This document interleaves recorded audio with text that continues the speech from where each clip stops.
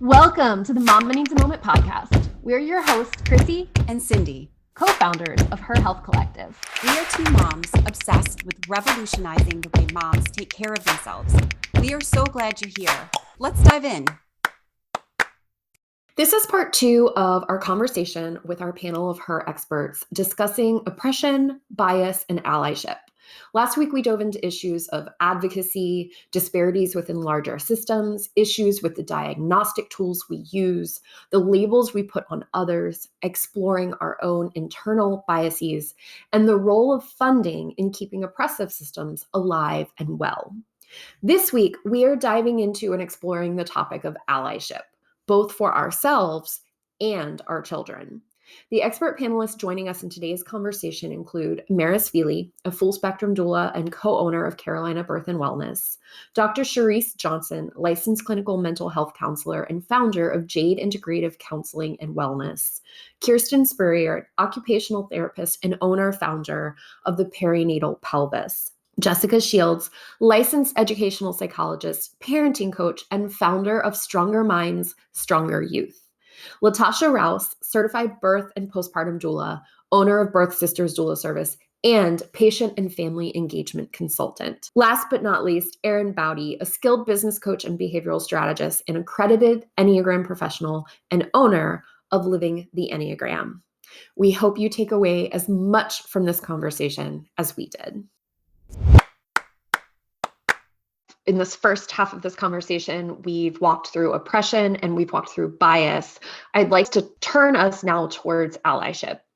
According to Dr. Nico White, allyship is a process where you are building relationships upon trust, consistency, and accountability with those marginalized identities you seek to support and empower.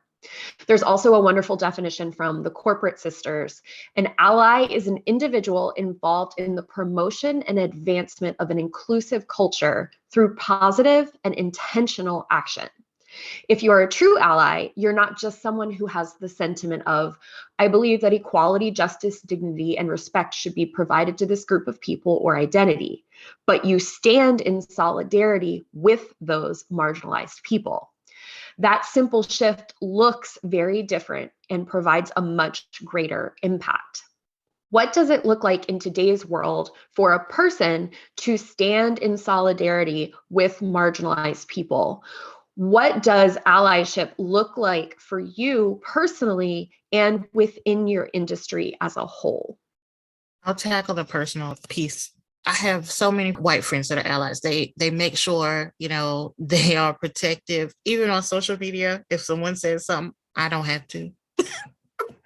They're going to get it. I have, people that I work with that are allies, but, those, a lot of times they name themselves. And for me, the ally is someone that I chose, right? So there is that for the personal, thinking about it. Like, you may see yourself as an ally, but it may take time for the person that, or the group that you're working with, to see you as an ally. That's a different process. And so you have to be chosen for that, because it takes building trust. In the professional world, that also rings true, but in a different way. So I'm just looking to make sure that you're not going to block me. You know what I mean? Like, we don't have to go to dinner. It would be great, but we don't have to go to dinner. I just need to know that in that space, you allow me to operate fully. Anything else is gravy.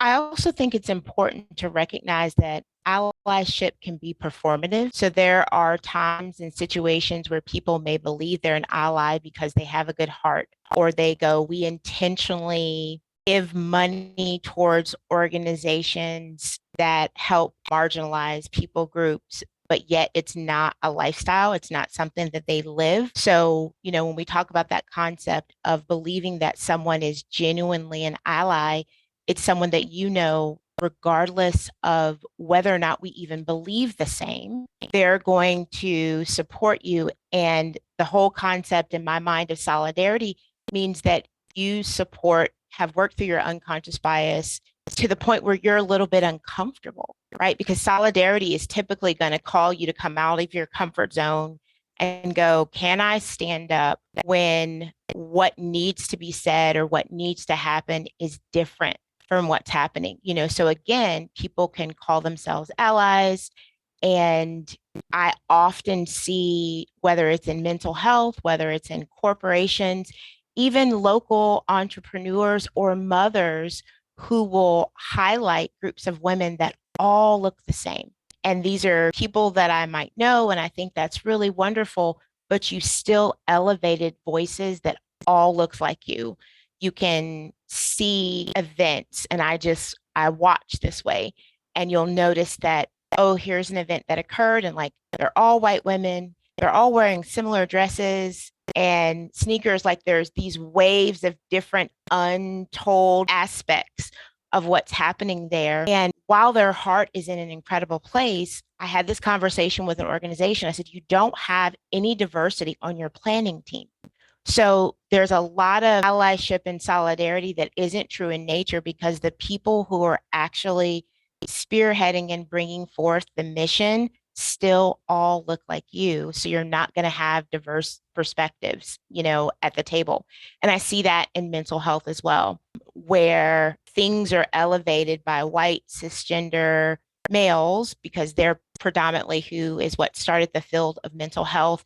And it often shies away, so that if there is something focused on people of color or LGBTIQ or queer identity, it's separate. Like, oh, we'll do it because it's Queer Month or Black History Month. So also noticing, are we only going into these conversations at certain times of year because then we feel more comfortable? Or how often is this weaved into everything that we do and say? Because I see it in the patients that I work with, and I will say where I'm seeing it most is in the young patients that I work with, in the high schoolers and the young adults who are very aware of what's happening and really struggling with, I'm looking at my parents in different ways, or I don't feel prepared to go be in a world because I was so shielded that I am fragile heading into this new space, because I don't know how to have conversations and I feel uninformed, and that impacts their ability to grow in their own identity as well. And I have to say, I agree with Dr. Johnson. There has to be this intentionality. And one thing that one of the school districts I'm affiliated with here in California is doing is they're training administrators and teachers in this concept of, first of all, recognizing when you are in a situation that might provoke fragility, right? And recognizing when something is said that's not quite right, being comfortable with being uncomfortable, then interrupting that type of thought process that might be just based in bias and assumptions about a group of people, but then going back to repair and restore that relationship. They call it this RIR model. So you recognize what's happening, you interrupt that negative or that falsehood of thought process, and then you work intentionally to restore or repair in some way that relationship or that conversation. And it may not all happen in one sitting, but it may take, it may happen over time. But saying, hey, if you're an ally, you're going to be willing to step out of your comfort zone when you hear someone say something that's wrong, or that's biased, or that's racist in nature, or whatever it may be. You're going to interrupt that and call it out. And you're going to call it out because you're intentional about changing the way people, or trying to get people to understand a different way of thinking. I'll say one last thing. I very rarely see white-bodied individuals interrupting. It is still typically us interrupting, and then we get a little message or a side DM or a phone call that says, I completely agree, but you weren't brave enough to interrupt in the moment. I completely agree, but you'll tell me something in secret on a post, but won't say the same thing that you said to me in secret right there at the bottom of the page to balance the narrative. So that's solidarity. Solidarity means your pat on the back is great, but I didn't need it in my DM. I need you to show up on the wall the same way you're showing up on other places, because When we are the interrupters and the disruptors, that adds to the stigma. That adds to Black women are too much. They're always demanding because we're the only people saying what everybody thinks, but no one else wants to say. So there is a level of privilege, and white women as a whole sit back and allow us to carry that load because it's comfortable. And I know that's hard to hear. Just give it thought. I mean, that's so important to hear as a white-bodied, privileged woman. LaToshia, what you said earlier about it's not my position to say that I'm an ally. I'm not the expert in allyship. And I recognize so much in my work and in myself how important somatically this work is. Because if I want to be somebody who stands in solidarity, not in recognition, but in disruption, right? Somebody who's willing to use my privileged body to be in front of it, I have to manage the discomfort somatically. And there is a lot of connected trauma that we have to dismantle, and a lot of things that live within our nervous system that have to be addressed. And the only way we are, from my perspective, I want to be an accomplice more than an ally. Like, I want to be part of the breaking it down. I better know how to manage my body in order to do that work. And so I appreciate you saying that, because I think more white women need to do that work so that they can be the disruptors in front, not behind. And start small. I mean, you have to work your way into it. So start small. Start with every time you hear someone talk over a person, make sure you say, oh, I think I heard such and such say that. Start small. And then your next step could be, if you hear someone say things, and I just had this happen in a meeting. I heard someone say, well, you know, if the test scores are changing, we're more diverse than we were before. Hey, hold on. What did you just say? Did you hear what you just said? The test scores went down because we're more diverse. I don't think you meant that. People don't know what they're thinking, and sometimes it comes out and you get an opportunity. So you can say, I don't think you meant that. I think this is what I heard. Is that what you meant? You can start small with things like that. And then you'll get to the point where you're able to recognize more what microaggressions are, because sometimes that's how it shows up. I find that until someone says something, people don't even recognize it was a microaggression, because that's exactly what it is. And so start small. As you see those examples, then you're able to respond to them more, and don't shy away from it. You have so much power you don't even recognize. I just want to take a quick second to give a definition of microaggressions. I think that's important to note here. This is from the University of North Carolina at Chapel Hill, their diversity kit. Microaggressions are the everyday slights, insults, put downs, invalidations, and offensive behaviors that people experience in daily interactions with generally well-intentioned individuals who may be unaware that they have engaged in demeaning ways. Going into all of that, right? White folks need to be coming for white folks. Bringing gender into the conversation, the LGBTQ population, being an ally too means not only interrupting, but also, Jessica, you were saying that third R, right? Of how are we going to repair the situation? And that as allies or co-conspirators, or, you know, whatever word we want to use, we don't get to set the terms of that. And I think that sometimes is really hard for people to not realize that. I mean, just like in any relationship, if someone commits a wrong, like, I don't get to tell you how I get to make it up to you, right? Like, we have to listen to the populations. And I think some of that too means redefining our definitions of conflict or of these identities, because I think a big thing I see in reproductive healthcare too right now, and in general, is also this definition of women and how we derive power from that word, and whether or not that's inclusive of trans women who are women, and, you know, non-binary folks, and even just using language like birthing parents or pregnant people, and feeding into that straight or cis women need to use that language too in some of these spaces, or when we're having these conversations as well, because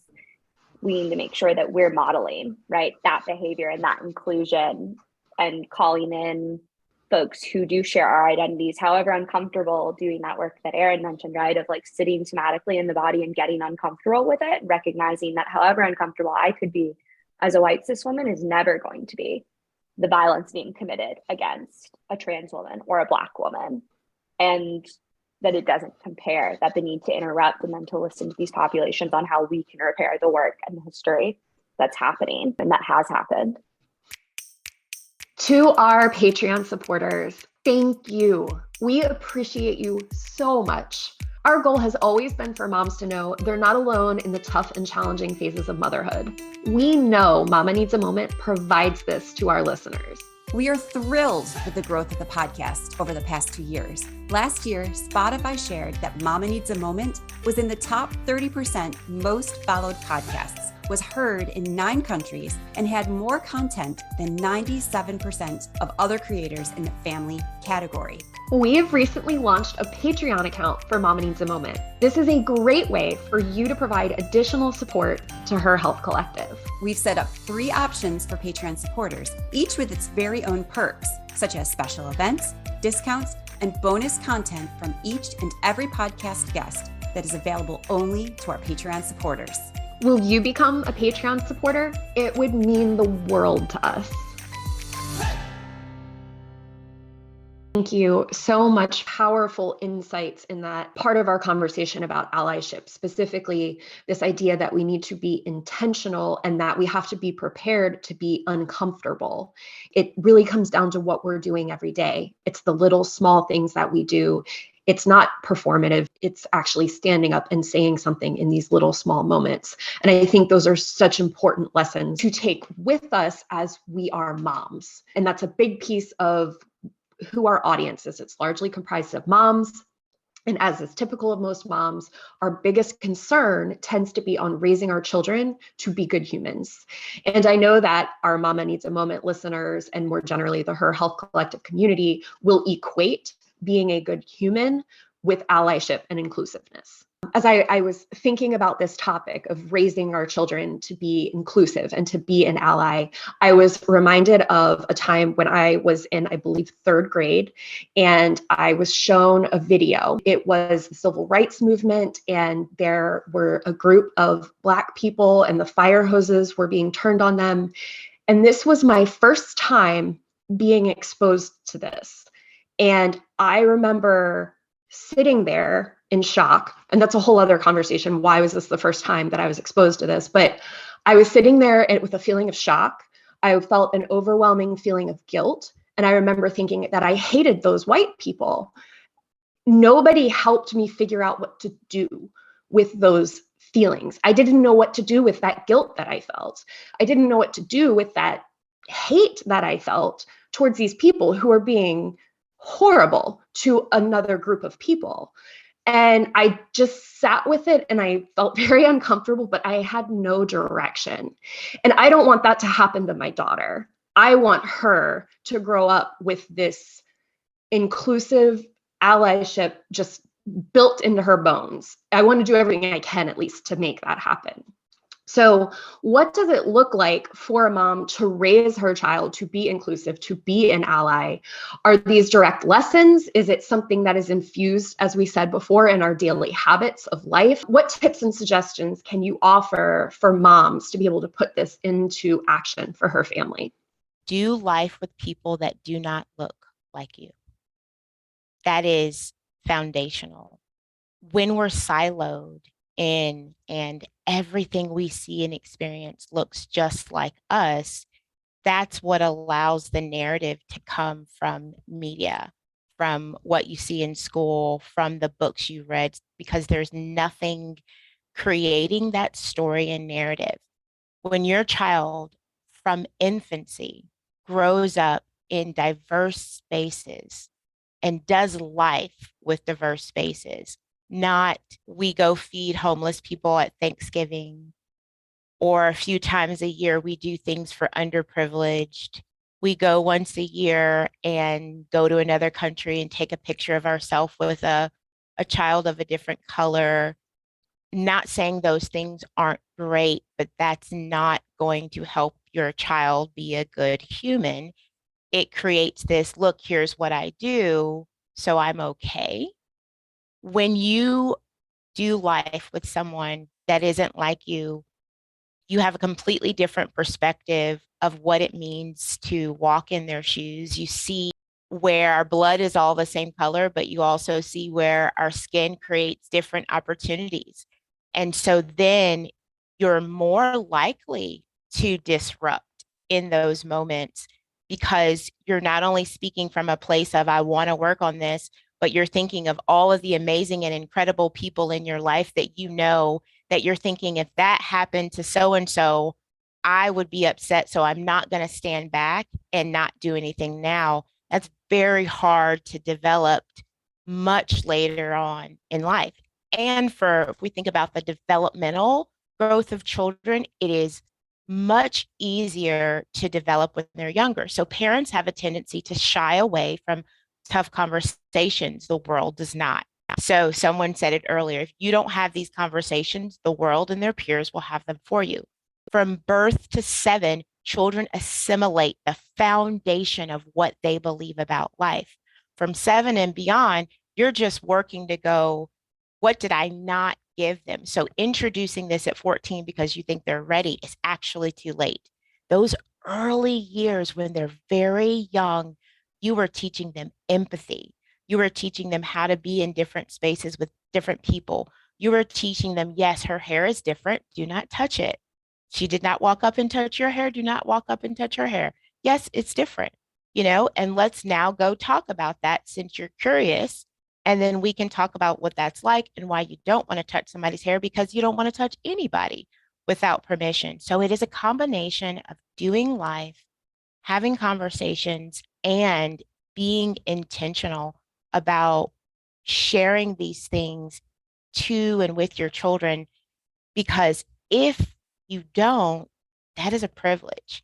I did a podcast several years ago with some other white-bodied moms, and we went all in, and we talked about the fact that I was like, I don't have the privilege of letting my child run freely. Like, my son will be judged for being busy where your white son won't. If he can't go to school and sit still, it has consequences for him. So I have to be harder and tougher on him.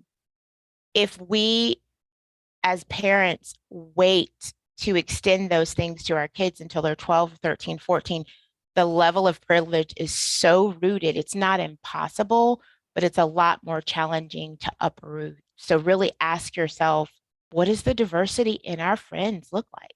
When we get together with our favorite people, how many moms do I know that I don't work with that aren't just at my child's dance class or sports? Do I invite them to our house? Do I know where they live? Do I know how many other children that they have? Do I know what they do? Do I even know their last name? We have to do life together. We have to. I just want to say also the literature in your home, make sure it's diverse. Make sure that the toys are diverse. It's okay to have the Black Barbie and the white Barbie and a Latina Barbie. Just making sure that it's normalized, normalizing the diversity and embracing it and not always calling it out. Oh, well, let's get the Black doll. Oh, she's cute. You like this one? I like her dress. Not always having to call out, but normalizing it as if it's just a part of life, like everyone. So I would say, again, the literature in your home, and also the toys or the representation in other aspects as well. I will say, point out beauty where you see it. You don't know what it means to a child to hear you are beautiful, period. You don't know what it means to a mother to say, I love your outfit. If it's not something you would wear, even though you love it. Just think about ways that you can compliment people that are different from you and let your kids see you doing it.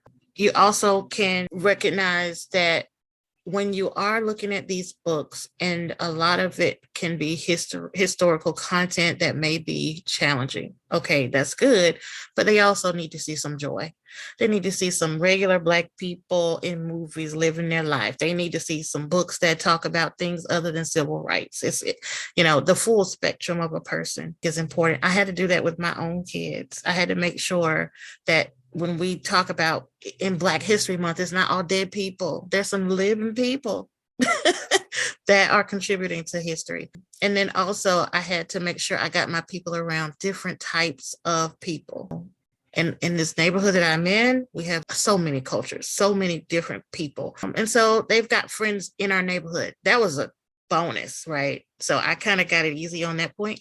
But then you have to think about recognizing that they might see a person and not understand a culture. So go into culture with them and understand that people don't all eat the same things and wear the same things, and point it out to them and say, oh, isn't that fascinating? And make sure you take the time to help them to understand culture as well. Not every Black person's the same. Not every Indian person's the same. People have different perspectives as well. We're not a monolith. I think that's important. I think one tip that's helpful for parents in this active work is recognizing that we are our kiddos' co-regulators and we are our kiddos' co-dysregulators. So if we are uncomfortable around topics of difference or oppression, our nervous system is going to teach our child's nervous system to be uncomfortable. I live in a disabled body, and it's really easy for me to be comfortable in the world when my kids point to someone in a wheelchair and have a really natural conversation about ability and disability. It's that work in us to be their co-regulator around our differences and the things that we don't normalize as often as we should. I just wanted to leave one more resource for parents who really want to make a difference in the child's education and in the education system. If you can get culturally responsive teaching in your schools, that will make a huge difference. And one book to start with, it's Culturally Responsive Teaching and the Brain, and it talks about the regulation and dysregulation and how we can embed culture, and that's written by Zaretta Hammond. So I just wanted to leave that resource for parents who are looking to change or change in the school districts. This has been such a powerful conversation, and I'm speaking for myself, and I know Chrissy, and she feels the same. We're excited to share this with our community. Thank you so much for all of the insights, the thoughts, your wisdom that you've shared with our community on the topics of biases, inclusivity, allyship, and the systemic oppression that is within our country. This was an important second half of this conversation. If you haven't listened to part 1 of this roundtable yet, definitely go back and have a listen. It is a crucial discussion about oppression and bias. From today's discussion of allyship, here are my top 3 takeaways. 1, so much of allyship can be performative. Performative allyship may be doing what we think will look and sound good, what might make a good social media post, perhaps a donation made or a volunteer project completed. The truth is, I can't just declare myself an ally. It is, in fact, something I have to ultimately be chosen for, something I have to earn, which is done through building trust.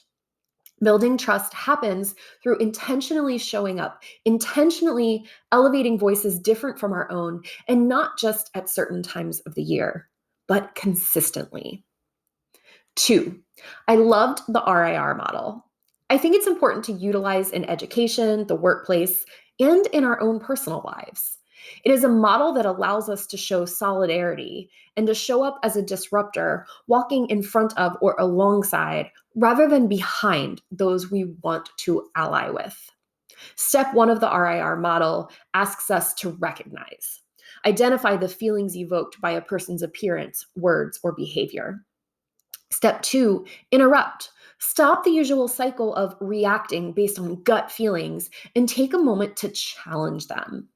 Step 3, repair. Define action steps to continue addressing unconscious bias in a sustainable way that promotes long-term change. 3, The work to teach our children to be inclusive allies must start young. It cannot wait until they are teens, and we feel it will be easier to broach these difficult topics. So much of their identity and viewpoints are formed before the age of 7. Consider who you are doing life with. Look at the diversity of the toys, the books, the stories your children are exposed to. And don't just let the stories of Black families and persons be historical in nature. That is important to cover too, but also let your children see the joy of other races, the way other races live, and all the ways those lives are the same and different from their own. They must also grasp that there are differences between cultures as well as within a culture. Each person is an individual with unique tastes, desires, dreams, hobbies, and dislikes. It is important that our children grasp the full spectrum of a person's life. We hope you enjoyed parts 1 and 2 of this conversation. Thank you for listening. High five, friend. We've enjoyed hanging out with you. Follow us so you're the first to know when we drop a new episode. If you've enjoyed your time with us, let us know by leaving a review. We always love hearing from you. Until next time, stay true to you.